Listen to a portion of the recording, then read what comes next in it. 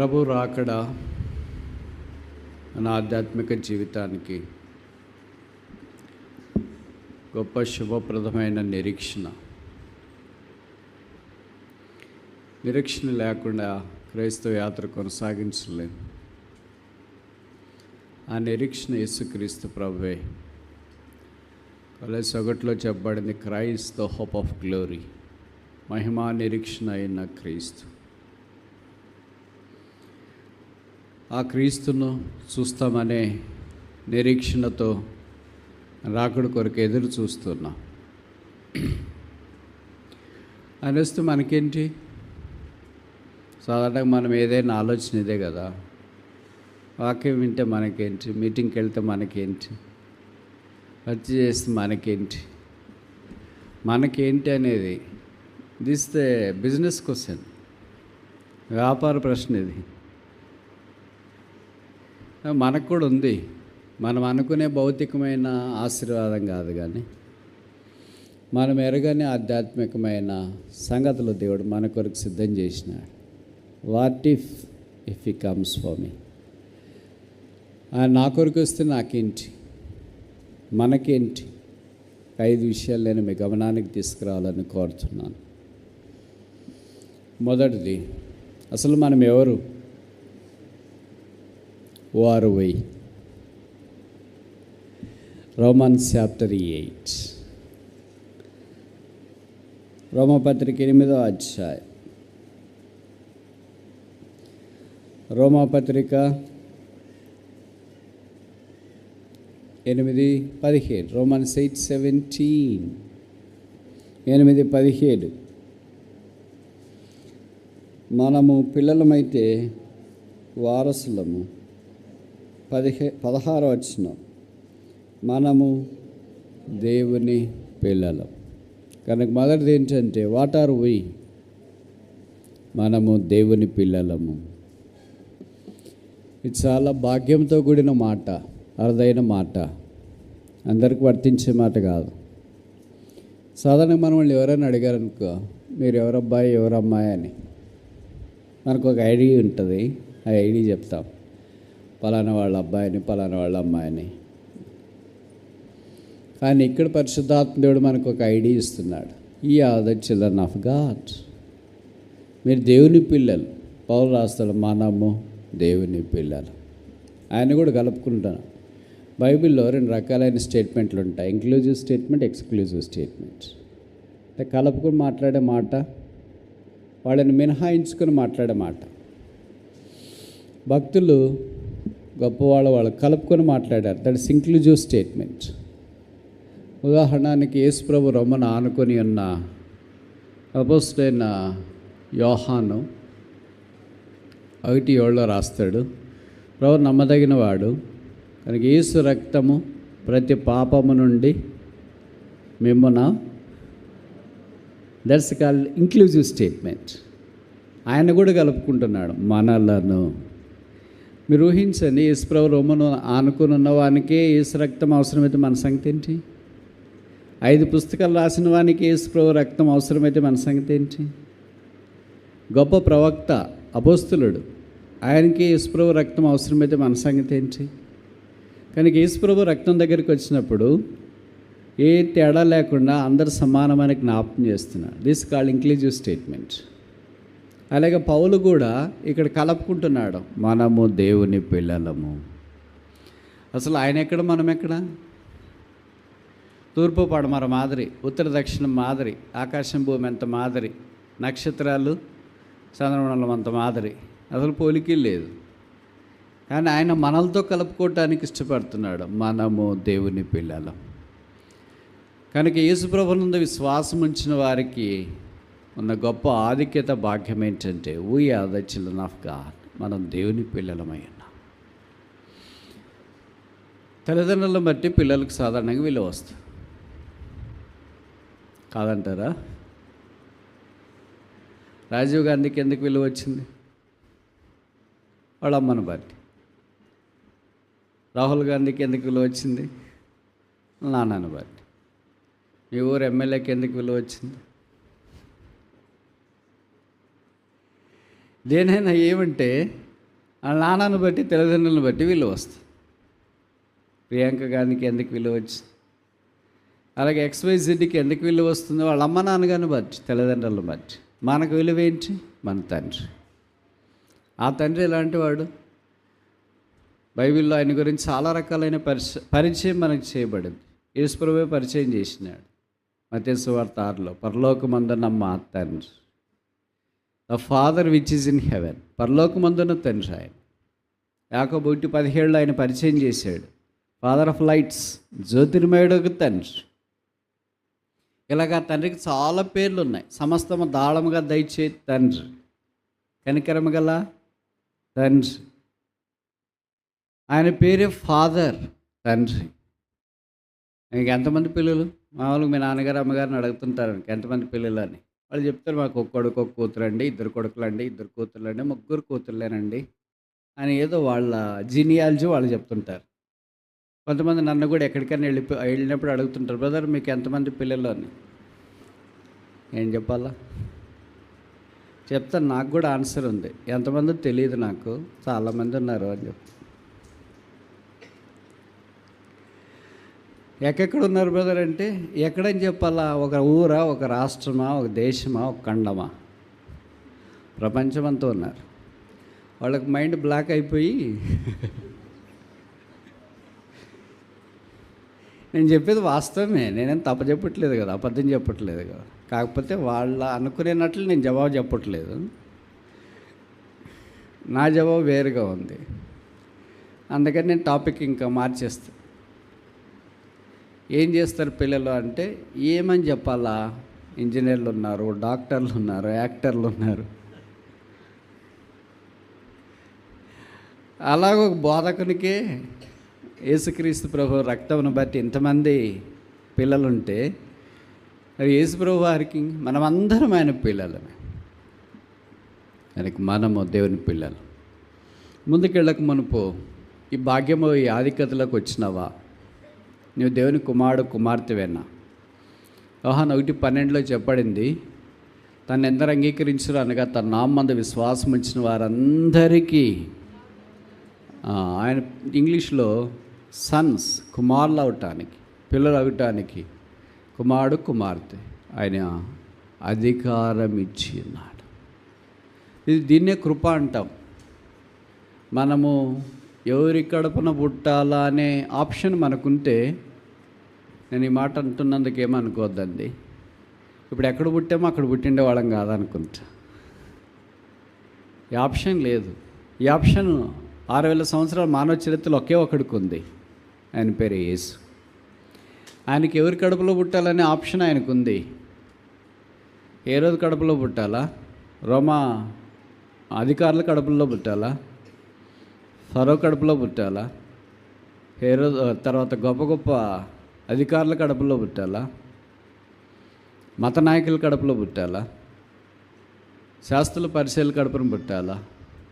ఎవరి కడుపును పుట్టాలా? ఏ ఊర్లో పుట్టాలా? ఏ స్థలంలో పుట్టాలా? ఎప్పుడు పుట్టాలా? అన్నీ ఆయనకు ఆప్షన్స్ ఉన్నాయి. కానీ ఆయన పేద కన్యక మరేనో ఈ భూమి మీదకి రావటానికి ఆ గర్భాన్ని ఎంచుకున్నా. పేద గ్రామం బెత్లెహేముని ఎంచుకున్నా. ఆయన నిర్ణయ కాలాన్ని ఎంచుకున్నా. గలతీ 4:4 in the fulness of time God sent forth his son. కాలము సంపూర్ణమైనప్పుడు దేవుడు తన కుమారుని పంపాను. ఆయన కుమారు ద్వారా మనం కుమారులు కావాలని దేవుని యొక్క ఉద్దేశం. కనుక ఈ సాయంకాలం ఇంకా యేసుని అంగీకరించకపోతే, నువ్వెంత గొప్పవాళ్ళైనా ఆయన కుమారులుగా కుమార్తెలుగా కావాలంటే యేసు శిలువ రక్తం దగ్గరికి రావాలి. పాపక్షమాపణ, మారు మనసు పొందాలి. ప్రభువైన యేసునందు విశ్వాసం ఉంచు. అప్పుడు నువ్వు నీ ఇంటి వారు రక్షణ పొందుతారు. ఆ రక్షణ పొందిన తర్వాత కలిగే భాగ్యం ఏంటంటే you are the child of God. దేవుని కుమార్తె బిడ్డవు అవుతా. There is no greater privilege other than the privilege of being considered to be daughter and son of God. దేవుని కుమారుడుగా కుమార్తెగా పరిగణించబడ్డం కంటే భూమి మీద మానవునికి అతిశయం ఔన్నత్యం ఏమీ లేదు. కనుక మొదట ఊ ఆర్ వై, మనం ఎవరము? జవాబు we are the children of God. మనం దేవుని పిల్లలము. రెండవది, దేవుని పిల్లలైతే ఏంటి మరి? ఆయన రాబోతున్నాడు కదా, పిల్లల కొరకు తల్లిదండ్రులు వస్తారు కదా, ఎక్కడున్న వాళ్ళే వస్తారు. ఆయన రమ్మని చెప్పాల్సిన పని లేదు. మమ్మీ ఎక్కడున్నావురా, డాడీ ఎక్కడున్నావురా అని వాళ్ళే ఎత్తుక్కొని వస్తారు. ఎందుకంటే పేగు మమకారం, బంధం. అది యేసుప్రభు యొక్క శిలువ రక్తం, the power of the covenant blood is far stronger than the power of your human blood relation. మీ శరీర రక్త బంధము కంటే యేసు శిలువ రక్త బంధం బలమైంది. అందుకని ఆయన రాబోతున్నాడు మన కొరకు. వస్తే ఏంటి? రెండోది చూస్తా.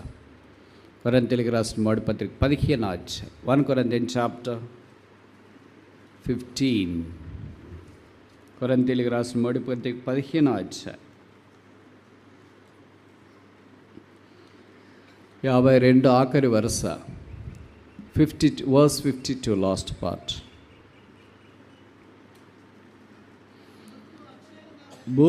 బూరం రోగును, అప్పుడు మృతులు అక్షయులుగా లేపబడదురు. మనము, ఈ మాట ఆలకించండి. మనము, మొదటిది ఏంటి? మనము దేవుని పిల్లలు. పౌలుతో పాటు మనం ఇంక్లూజివ్ స్టేట్మెంట్ అంటే ఎంత ప్రివిలేజ్ కదా ఇది. ఇక్కడ మళ్ళీ ఆ ప్రివిలేజ్ మనకి ఇస్తాం. మనము మార్పు, వీ షల్ బి చేంజ్. మనం మార్చబడతాం. ఎంతసేపులో మార్చబడతాం? తల్లి గర్భాన బిడ్డ ఏర్పడి బయటికి రావడానికి 9 మాసాలు. This natural, this is unnatural and that's ordinary, this is extraordinary. ఈ ఎక్స్ట్రాడినరీ ఏంటి? 9 నెలల. ఇక్కడ ఏం రాశారు? రెప్పపాటున, in a twinkling of an eye. ఎవరైనా ఇలాగ మారుస్తారా? ఒక మనిషిని, ఒక స్త్రీ, ఒక పురుషుని, వీరిద్దరిని ఒక మహిమా దేహంగా మార్చాలి. అందుకే పిలిపిలికి రాస్తూ పౌలు అన్నాడు కదా, this wild body shall be changed into a glorious one. ఈ దీన శరీరము మహిమగల శరీరముగా మార్చబడుతుంది. This goes far beyond the understanding of medical science, far beyond the understanding of any other chemist. ఒక మెడికల్ సైన్స్ కానీ, ఒక కెమిస్ట్రీ కానీ, ఒక ఫిజిక్స్ కానీ, ఏ శాస్త్రము వివరించటానికి వీల్లేనంత దూరం వెళ్ళిపోతుంది ఇది. How come man be changed into his glorious body in a twinkling of an eye. ఒక్క కనురెప్ప పాటున మనిషి మహిమగల శరీరం ఎలాగ ధరిస్తాడు. ఆ మహిమగల శరీరం ఎలాగుంటుందో తెలీదు, but it will be glorious, all glorious. దానికి రోగం లేదు, బాధ లేదు, కన్నీరు లేదు. ఇంకా మీకు ఇంపార్టెంట్ చెప్పనా, ఆకలి లేదు. ఇంకా సిస్టర్స్ కొంత బ్యాడ్ న్యూస్ ఏంటంటే మేకప్ లేదు, అద్దం చూసుకోవాల్సిన పని లేదు. తర్వాత దాని దగ్గరికి వెళ్ళి ఎట్లున్నానో అని పూడికి ఏం చూసుకోవాల్సిన పని లేదు. ఇట్స్ ఆల్ గ్లోరియస్ బాడీ, మహిమ శరీరంగా మార్చబడుతుంది. బైబిల్లో ముఖ్యంగా కొత్త నిబంధనలో ఇన్ అ మూమెంట్, ఒక క్షణంలో జరిగే 3 ఉన్నాయి. మొదటిది ఏంటి? లూకా సువార్త 4వ అధ్యాయం, gospel according to doctor Luke chapter 4.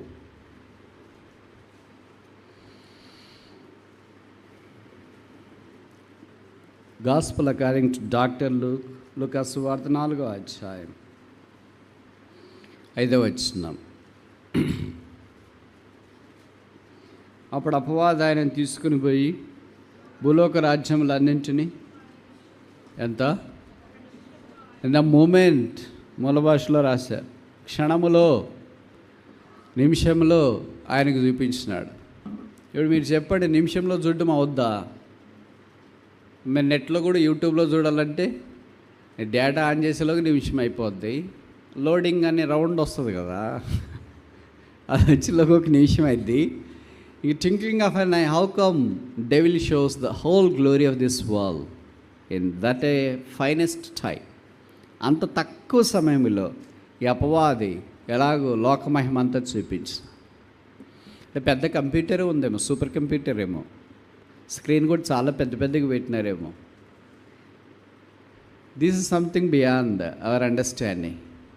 ఇలాగ అన్నీ అలాగ చూపించినాడు, ఈ మహిమంతా నీకు ఇచ్చేస్తా, మనలాంటి వాళ్ళమంటే అని అంటే అయ్యో అది ఎంత పని, అది కావాలి కానీ మహిమ కావాలి కానీ ఇది ఎంత పని అని అనుకుంటా. అందుకే సాధారణ మన దగ్గరికి ఇట్లాంటి ఆప్షన్స్తో రాడు. నన్ను ఆరాధిస్తే నీకు లోక మహిమ అంత ఇస్తున్నాను అంటే బొలోని ఆరాధిస్తే రెడీగా ఉంటామని పొరపాటును కూడా రాడు ఈ ఆప్షన్స్. అమ్మో వీళ్ళందరి దగ్గరికి పోతే అందరికి లోకం ఎక్కడిస్తాం. ఒకే ఒక వ్యక్తి దగ్గరికి వెళ్ళాడు, because he is the only person who can say no. ఎంతకు మన దగ్గరికి రాలేడు? Way the people who say ఇప్పటికి కానీ జరగలే, తర్వాత చూసుకో పిల్లలు అయిన తర్వాత. అది అందుకే మన దగ్గరికి రాడు, ఇలాగ రాడు. యేసు దగ్గరికి వెళ్ళాడు. ఆ తర్వాత జరిగిన సంగతి నాకంటే మీకు బాగా తెలుసు. యేసు ప్రభువారు నీ దేవుడైన యెహోవా నీ దేవుడైన ప్రభువునకు మ్రొక్కి ఆయనను మాత్రమే సేవింపవలెనని వ్రాయబడి ఉన్నది. కనుక మొట్టమొదట ఇలాగ సాతాను మనకు శోధకుడిగా వచ్చే అవకాశం. ప్రభువుకు వచ్చినట్లే ఇదే ఆప్షన్స్తో వస్తాడని కాదు, ఏవో కొన్ని ఆప్షన్స్తో వస్తాడు. రెండవది కొరింథీయులకు రాసిన 2వ పత్రిక 4వ అధ్యాయం, 2 Corinthians chapter 4.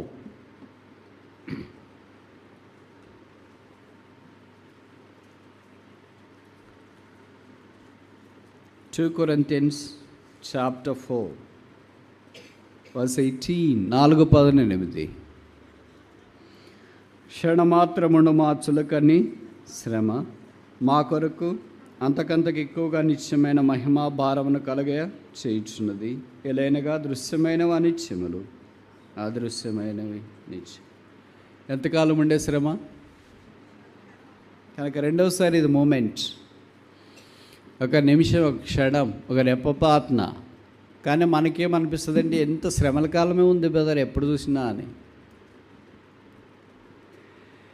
అలాగున్నట్లు అనిపిస్తుంది. కానీ బైబిల్ దృష్టిలో, దేవుని దృష్టిలో ఈ శ్రమల కాలం లేదా మనం అనుభవించే ఈ శ్రమల పీరియడ్ కేవలం క్షణకాలం అంట. రెండవది, ఈ శ్రమలు దినాన ప్రభు వాటి మహిమ కొరికే మారుస్తాడు. ఏలైనగా అదృశ్యమైనవి నిత్యములు, దృశ్యమైనవి అనిత్యములు. మనం అదృశ్యమైనవి ఇన్విజిబుల్ ఇష్టమా, విజిబుల్ ఇష్టమా? కనపడేవి ఇష్టమా, కనబడనిది ఇష్టమా? ఇప్పుడన్నా చెప్పండి మేధావులు, ఏది ఇష్టం? మనకు కనపడేది ఇష్టమా, కనపడనిది ఇష్టమా? చెప్పరా? చికెన్ ముక్కలు సరిగ్గా వచ్చినట్లు లేవను. ఏది ఇష్టం మనకు రెండిట్లో? బ్రదర్స్ మీరని చెప్పారు. అబద్ధం చెప్పొద్దు ఆదివారం. కనబడేది ఇష్టమా, కనబడనిది ఇష్టమా? అయితే మీకు చికెన్ లేదు ఇష్టమా? కనిపిస్తేనే అది ఒకలాంటి మౌత్ వాటరింగ్. కనపడేదే మనకు అంత ఇష్టం. అందుకే మన కళ్ళు అలాగే ఉంటాయి. ఏది చూస్తే అది కావాలనుకుంటాం. వాచ్ చూస్తే యాపిల్ వాచ్ కావాలనుకుంటాం, ల్యాప్ చూస్తే యాపిల్ ల్యాప్టాప్ కావాలనుకుంటాం, ఈ డ్రెస్ చూస్తే డ్రెస్ చాలా బాగుంది, ఇట్లాంటిది నాకుంటే బాగుంది అనుకుంటా. చూసిన తర్వాత ఈ వస్తువు నాకు వద్దు, I have aversion for this అని అనిపిస్తుందా? I have attraction other than aversion. Is it not true? అయితే వద్దని చెప్పమని నేను చెప్పట్లేదు. సంగతి ఏంటంటే వీటికి మించి అదృశ్యమైనవి ఉన్నాయి. They are permanent. ఇవన్నీ టెంపరీ. ఈ కనపడేవన్నీ యాపిల్ కానీ, తర్వాత మనకు సంబంధించిన ఇళ్ళు కానీ, బంగారం కానీ, వెండి కానీ, పేరు ప్రఖ్యాతులు కానీ, ధనఘనతలు కానీ, ఇవన్నీ all temporary. They are all going to be perished. So they have all time. వాటన్నిటికీ ఒక సమయం ఉంది. ఆ సమయం తర్వాత అవి ఇంకా వ్యానిష్ అయిపోతాయి. అయితే అదృశ్యమైనది it has no time bound. Time frame లేదు దానికి, టైం స్కేల్ లేదు దానికి. They are permanent. అలాంటి దాంట్లో ఒకటి ఏంటంటే మహిమ. ఆ మహిమ కొరకు ఏంటంటే చులకని శ్రమ గుండా వెళ్ళాలి. ఈ శ్రమ అంటేనే కష్టమే. శ్రమ అంటే ఇష్టమైన వాళ్ళు చేయొద్దండి. ఆదివారం కూడా ఇంతమంది అబద్ధాలు చెప్తారా? శ్రమ వద్దని వాళ్ళు చేయొద్దండి. నేను ఒక్కడేనా? Very good. నాతో పాటు నా టైప్ కొంతమంది ఉన్నారు. కానీ ఏం చేస్తూ తప్పించుకోలేము. లోకంలో ఉన్న తర్వాత, విశ్వాసమైన తర్వాత ప్రభు అనుమతిస్తాడు. బైబిల్లో రాశారు కదా, ye shall have tribulation in the world but be of good cheer, I have overcome the world. లోకంలో మీకు శ్రమ కలుగును, ధైర్యం తెచ్చుకోండి, నేను లోకాన్ని జయించు. శ్రమలు వస్తూ ఉన్నాయి. అయితే స్కేల్ మారుతుంది. ఒకళ్ళకి ఇంచుల్లో రావచ్చు, ఒకళ్ళకి మీటర్లో రావచ్చు, ఒకళ్ళకి అడుగుల్లో రావచ్చు. అలాగ మారుతుంది. అయితే ఏ స్కేల్లో వచ్చినా, ఎలాంటి శ్రమలు వచ్చినా, ప్రభుకు స్తోత్రాలు, దాని అల్టిమేట్ ఎండ్ ఏంటంటే గ్లోరీ, మహిమ. ఆ మహిమలో మనం ప్రవేశించిన ఆయన చూడండి. ఒక శ్రమను గురించి ఇంత అవసరమా అనుకుంటాం కదా. యోబు మనలాంటి ప్రత్యేక కూడికలు ఏం పెట్టలేదు, యానివర్సరీలు ఏం పెట్టలేదు, పీబీఎస్లు పెట్టలేదు, స్పెషల్ మీటింగ్లు పెట్టలేదు, గాస్పల్ రైట్స్ పెట్టలేదు, సిస్టర్స్ మీటింగ్, బ్రదర్స్ మీటింగ్, ఏం మీటింగ్ పెట్టలేదు. ఆయన అనుదినము కుటుంబానికి సంబంధించి దేవుని యొద్ద బలి అర్పిస్తూ వచ్చినాడు. కానీ శ్రమల గుండా దేవుడు ఆయన తీసుకెళ్ళాడు. ఆయన కొరకు పుస్తకం రాశాడు, 42 అధ్యాయాలు రాశాడు. మీరు ఊహిస్తారా? మైనర్ ప్రాఫిట్స్ అందరు భక్తులు ఉన్నారు కదా, కొంతమంది ఓషేలాగా మొదలుకొని, అలాంటి వాళ్ళందరూ చిన్న చిన్న అధ్యాయాలే ఉన్నాయి. హగ్గై కానీ, ఓషే, హబక్కుకు, వీళ్ళందరూ. కానీ ఈయన దగ్గరికి వచ్చేటప్పటికి, శ్రమల దగ్గరికి, 42 chapters. Does a person who has gone through the persecution demands requires 42 chapters of exhaustive description. ఒక వ్యక్తి శ్రమల గుండి వెళ్ళిన తర్వాత పరిశుద్ధాత్మ దేవుడు 42 అధ్యాయాలు కేటాయించడం అవసరమా? క్షణకాలానికి ఎన్ని అధ్యాయాలు ఉన్నాయి? 42 అధ్యాయాలు. ఇప్పుడు చెప్పండి, క్షణకాలం ఎవరికి కావాలండి? వద్దులే బ్రదర్, ఆ కాలము వద్దు, ఆ కష్టాలు వద్దు. That's true. మానవ స్వభావం ఇది. విడనట్ల మనం విల్లింగ్గా, మనఃపూర్వకంగా అలాగ వెళ్ళాలని కోరుకోము.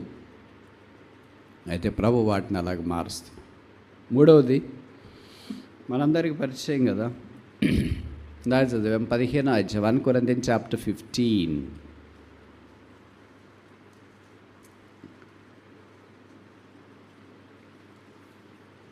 కొరింథీయులకు రాసిన మొదటి పత్రిక 15వ అధ్యాయం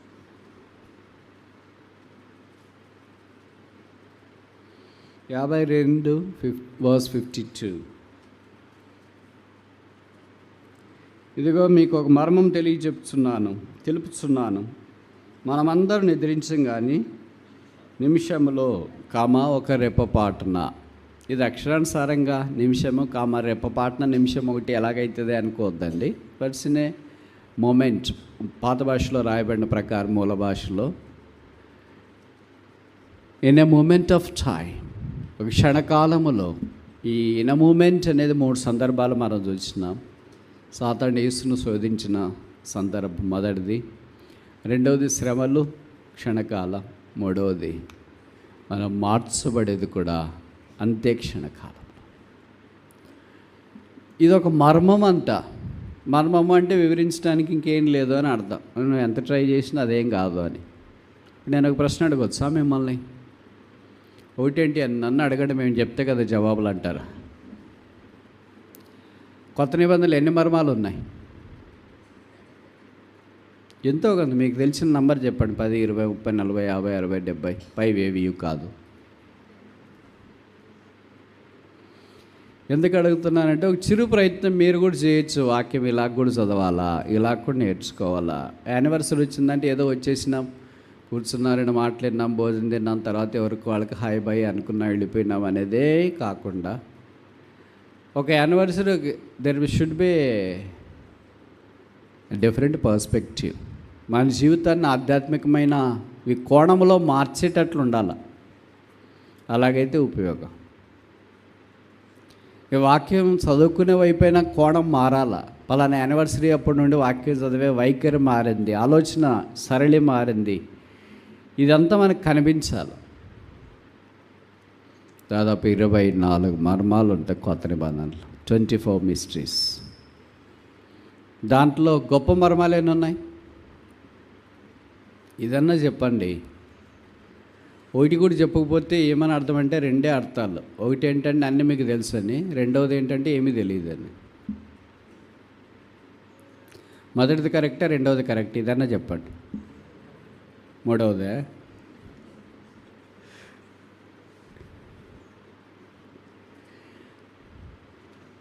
అలాంటి సామాన్యమైన మర్మాల్లో ఇదొకటి. మనము మార్పు చెందదు. We shall B change. ప్రభువు మనల్ని మార్చున ఉన్నాడు. మారిన తర్వాత ఈ పాపపు స్వభావం ఇంకూడదు. అబద్ధం రాదు, మోసం రాదు, వేషధానం రాదు, చక్కెర రాదు. నేను ఇలాగ చెప్తుంటే కొంతమంది బాధపడుతున్నారు కదా, అయ్యో అది లేకపోతే ఎట్లా బ్రత, తన అవసరతే లేదు. ఇంకా మహిమా శరీరంతో ప్రభుతో పాటు వినటానికి వెళ్ళినప్పుడు ఇంక వేరే వాళ్ళతో అబద్ధం చెప్పాల్సిన పని ఏంది? ద్వేషంతో పని ఏముంది? కక్షతో పని ఏముంది? ఈర్ష్యతో పని ఏముంది? రోగాలతో పని ఏముంది?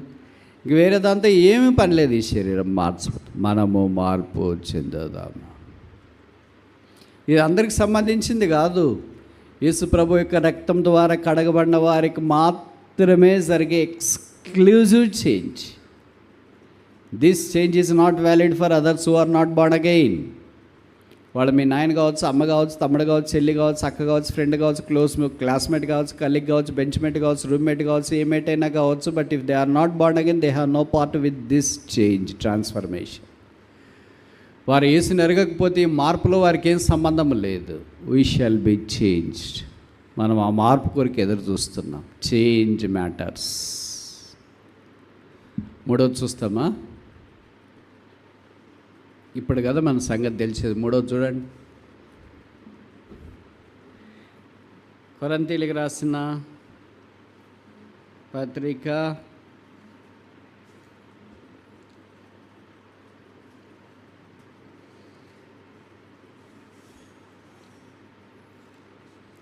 3వ అధ్యాయము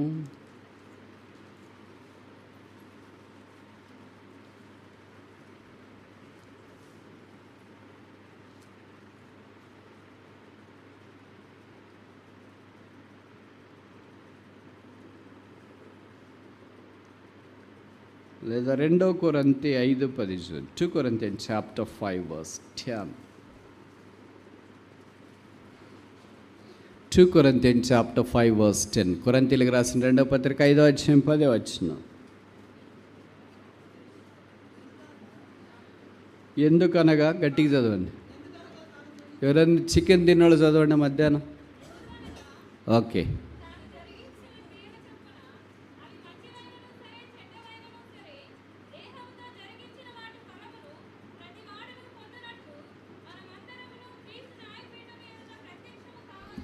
ఇప్పటిదాకా బాగానే ఉంది.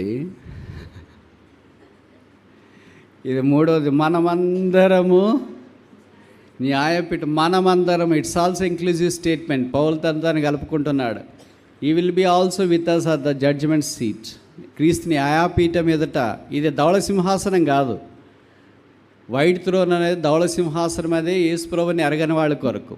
ఈ క్రీస్తు న్యాయపీఠం, జడ్జ్మెంట్ సీట్ ఆఫ్ క్రైస్ట్ అనేది యేసుని ఎరిగిన వారికి.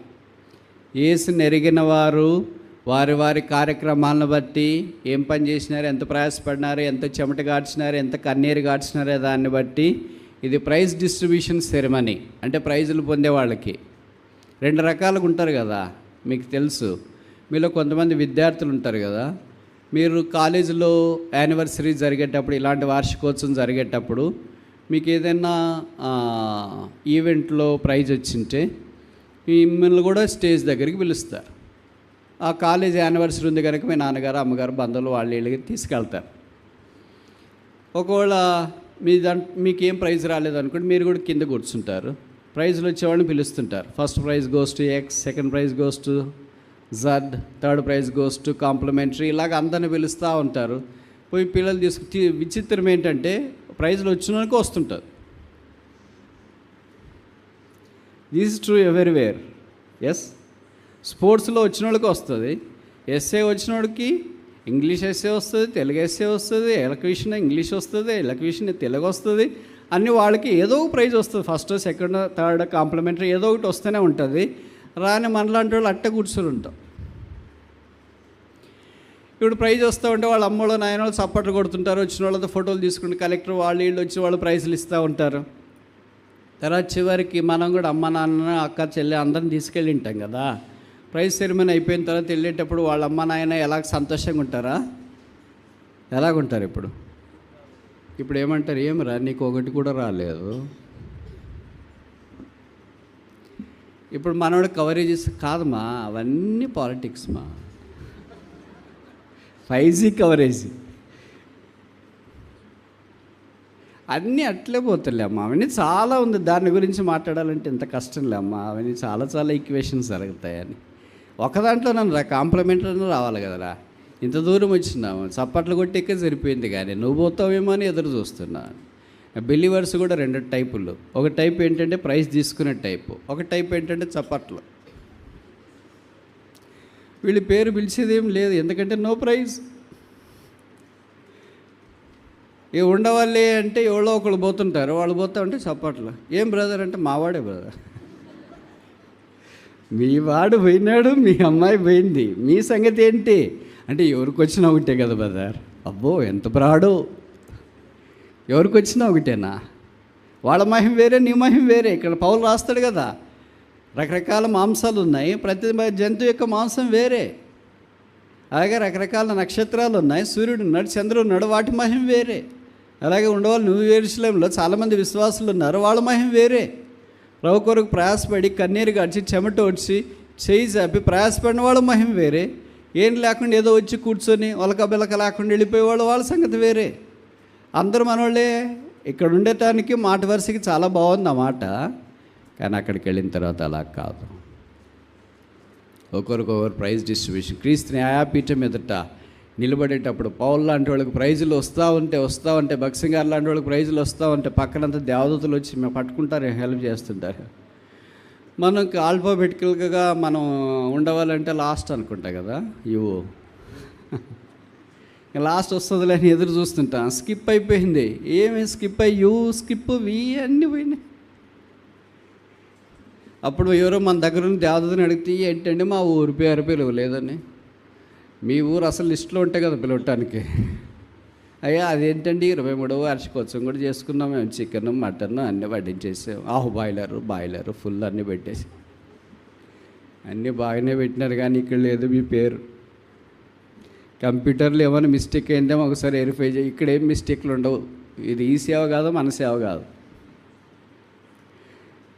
ఇది దైవ సేవ. ఇది పైన ఉండేది. There are no mistakes here. ఇక్కడ ఏ పొరపాట్లు జరగవు.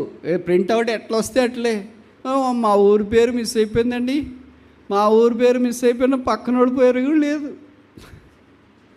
అందరూ ఒకేట్ అయిపోయారు. అయ్యో అది ఎంత పరితాపం, విషాదం. క్రీస్తు న్యాయపీఠం ఎదుట ప్రత్యక్షమైనప్పుడు మనమందరం we shall all appear before the judgment seat of Christ. మనం మారుతాం, బాగానే ఉంది. మారిన తర్వాత ప్రైజ్ డిస్ట్రిబ్యూషన్ ఉంది, అది కాదు ఇప్పుడు ప్రాబ్లం. ప్రైజ్లు వచ్చిన వాళ్ళకి, ప్రయాసపడిన వాళ్ళకి వస్తాయి. మనం అదరికి ఖాళీకున్న వాళ్ళకి ఏం ప్రైజ్లు లేవు. ప్రైజ్ డిస్ట్రిబ్యూషన్ సెరమనీ అయిపోయిన తర్వాత మామూలుగా మనం మాట్లాడతాం కదా, అక్క మీకు ఎన్ని వచ్చినాయి, ఏమో నాకు పిలవలేదు, పేరు లేదంట లిస్టులో. ఎగురు కొట్టారు అక్కడ వాళ్ళు. ఎవరు ఎగురు కొడతారు? కవరేజ్ కొరకు మనం చాలా చెప్పుకుంటాం. బ్రదర్ మీకని నా పేరు కూడా రాలేదు బ్రదర్. అయ్యో మీ పేరు రాలేదా? వచ్చిండల్ని మీ పేరు అది పిలిచినట్టున్నారు. ఉండవాలి కాదు, నూతన విషయం కాదు, ఏదో చాలా పేర్లు పిలిచేసారు, మాకేం రాలేదు అని చప్పట్లు కొట్టేది అయిపోయింది కదా, ఇంకేం అడదంపండి. ఖాళీ చేతులతో, రిక్తహస్తాలతో ఆయన న్యాయపీఠం నుండి బయటకు రావడం ఎంత విషాదకరమైన సంగతి. అందుకేదో పాట కూడా ఉంది, must I go to him empty handed. ఖాళీ చేతులతో నేను ఆయన ఎలాగ దర్శించుకోగలను? How can I meet him with my empty hands? ఆ న్యాయపీఠం ఎదుట మన బహుమానం పొందినట్లుగా ప్రభు కొరకు ప్రయాసపడడం చాలా ప్రాముఖ్యం. ఇప్పుడు ఎన్ని చూసాం? ఎన్ని? మొదటిది ఏంటి? మనము దేవుని పిల్లలు, వీఆర్ చిల్డ్రన్ ఆఫ్ గాడ్. రెండవది ఏంటి? వీ షల్ బి చేంజ్డ్, మనం మార్చబడతాం. మూడవది ఏంటి? మనము క్రీస్తు న్యాయపీఠం మీదట ప్రత్యక్షమవుతాం. నాలుగవది యోహాను రాసిన మొదటి పత్రిక 3వ అధ్యాయం 2వ వచనం, 1 John chapter 3 verse 2.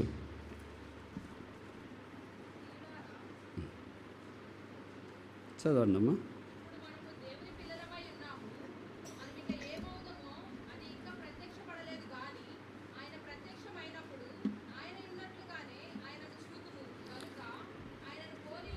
We shall be like him, మనము ఆయనను పోలి ఉంటా. ఎవరి పోలికి వచ్చినా బహుశా మనకు అంత తృప్తి ఉండకపోవచ్చేమో. మీకు తెలుసు కదా, తండ్రి పోలిక పిల్లల్లో ఉంటే తండ్రికి ఎంతో సంబరం, తల్లి పోలిక పిల్లల్లో ఉంటే వాళ్ళకి ఎంతో సంబరం. మేనమామ పోలికలు, మేనత్త పోలికలు ఉంటాయి కదా, వాళ్ళ పోలికలు ఉన్నా కూడా సంతోషం. కానీ వాళ్ళకి పడనోళ్ళ పోలికలు ఇంట్లో వాళ్ళకి ఎవరిదో ఉందనుకో, వాళ్ళ అత్తదో వాళ్ళ మామతో అని పోయి మా అత్తవే బడ్డాయి.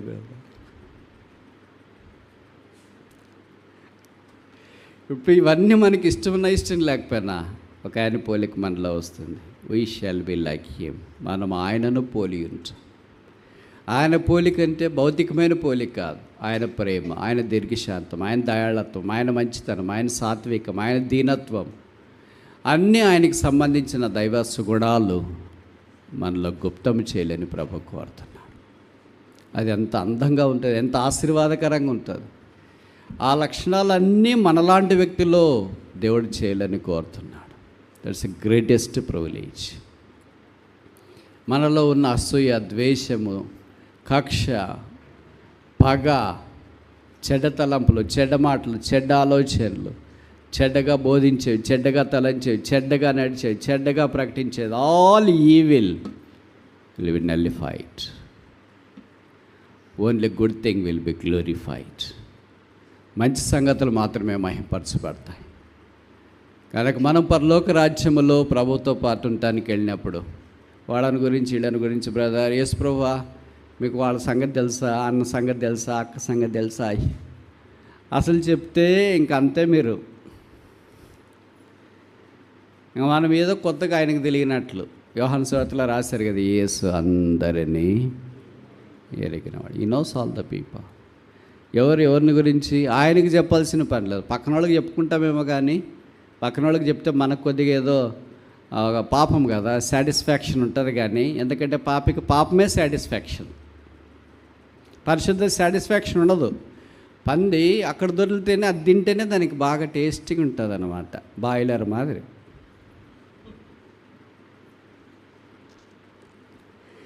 ఎందుకు బ్రదర్ ఇలాగ చెప్తున్నారంటే, ఇట్లా చెప్పినా కూడా మనుషుల్లో మారట్లేదు, ఇంకేం చెప్పాలా?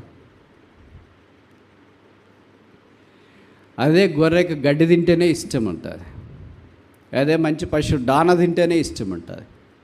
ఆ జంతువు టైపు. అలాగే మనం కూడా యేసు వలె ఉన్నప్పుడు ఆయన పరిశుద్ధత, ఆయన పరిపూర్ణత, ఆయన ప్రేమ, ఆయన దీర్ఘశాంతం, ఆయన దయాళత్వం, ఆయన మంచితనం, ఆయనకు సంబంధించినవన్నీ మనలో we shall be like him. కొంతమంది పిల్లల్ని చూసినప్పుడు అంటారు, వాళ్ళ నాన్న మాదిరే మాట్లాడు, వాళ్ళ అమ్మ మాదిరే మాట్లాడతారు, అట్లే నవ్వుతున్నారు, పల్లె వరుస అట్లా, నడక అట్లా, ప్రవర్తన అట్లా, అబ్బా మాడతీరు ఎంత, వాళ్ళ అమ్మని చూసినట్టు అవుతుంది కదా, వాళ్ళ నాన్నని చూసినట్టు అవుతుంది కదా. ఎవరైనా మనం చూసి, అక్క మిమ్మల్ని చూస్తే యేసు ప్రభు చూసినట్లు అవుతుంది అక్క, బ్రదర్ మిమ్మల్ని చూస్తే యేసు ప్రభుని చూసినట్లు అవుతుంది బ్రదర్ అని అన్నోళ్ళు ఉంటే చేయొద్దండి. Very good. ఆదివారం సత్యం చెప్పినారు, ప్రభుకు స్తోత్రాలు. సత్యం ఈ రోజుకైనా స్వతంత్రులుగా చేస్తాం. అలా కాకుండా ఇంకా మన వాళ్ళు ఏమంటారంటే, మనం యేసు ప్రభువుని చూసినట్లు అని అనకపోయినా అసలు నువ్వు వస్తే డాష్ వచ్చినట్లు ఉంటుంది అన్నారు. అర్థమైతే నేను చెప్పే మాటలు మీకు? దయ్యం వచ్చినట్లు వస్తుంది, దయ్యం నడిచినట్లు నడుస్తుంది, దయ్యం శబ్దం చేసినట్లు చేస్తుంది, దయ్యం మాట్లాడినట్లు మాట్లాడతాను. ఇట్స్ డెవిలిష్ అట్లా అనేవాళ్ళు చాలామంది ఉన్నారు. ఇట్స్ క్రైస్ట్ లైక్ అనేవాళ్ళు అరుదుగా కనిపిస్తుంది. ఎంత శ్రమ భరిస్తున్నారు brother, you are just like a Christ అంటారా? అక్క ఎంత సైలెంట్గా ఉన్నారు అక్క, అంత తిడుతున్నా కూడా you are just a Christ అంటారా? అయ్యో బ్రదర్ చెవులు వినపడవు కానీ వాళ్ళు ఏం తిట్టారో చెప్పండి, ఇప్పుడు పోతా.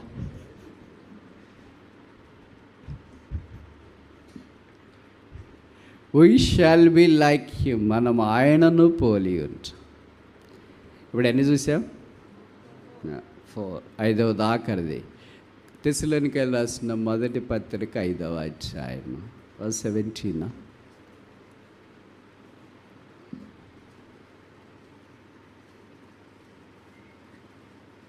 4:17 చూడండి. 1 Thessalonians chapter 4:17. ఆ మీదట సజీవులమై నిలిచున్న మనము వారితో కూడా